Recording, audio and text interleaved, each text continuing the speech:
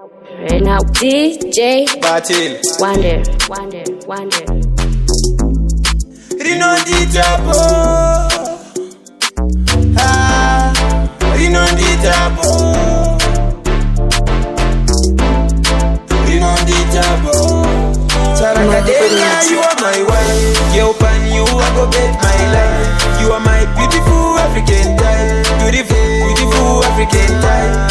Sarakadenga, you are my wife. Yo pan you, I go bet my life. You are my beautiful African type. Beautiful African type. Kuvava ndakasangana newe, ndakabva ndasangana kanewe. Yainanga kakunazareti, takanga tadaka kunanzva eti. Ukazondiramba zvinorwadza sei, ini ndichigara ndichibata. Gara takati tinoda kabei, kamwana kedu kabei. Sarakadenga, you are my wife. Yo pan you, I go bet my life. You are my beautiful African type. Beautiful African type. Sarakadenga, you are my wife. Yo pan you, I go bet my life. You are my beautiful African type. Beautiful African type.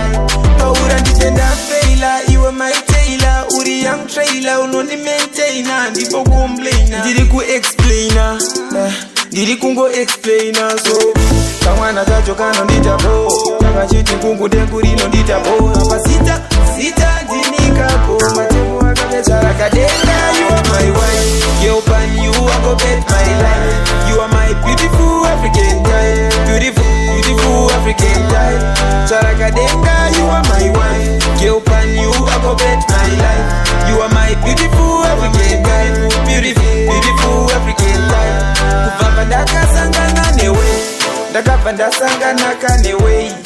Yainanga kakunazareti, takanga tadaka kunanzva eti. Ukazondiramba zvinorwadza sei, ini ndichigara ndichibata. Gara takati tinoda kabei, kamwana kedu kabei. Sarakadenga, you are my wife. Yo pan you, I go bet my life. You are my beautiful African type. Beautiful African type.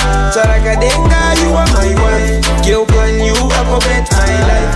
You are my beautiful African type. Beautiful African type.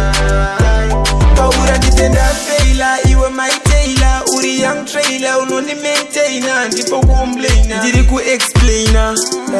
Ndiri kungo-explainer. So, kamwana kacho kanondita bo.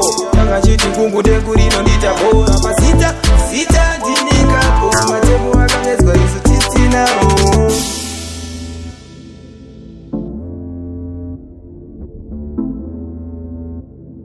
Ghetto Punch Entertainment.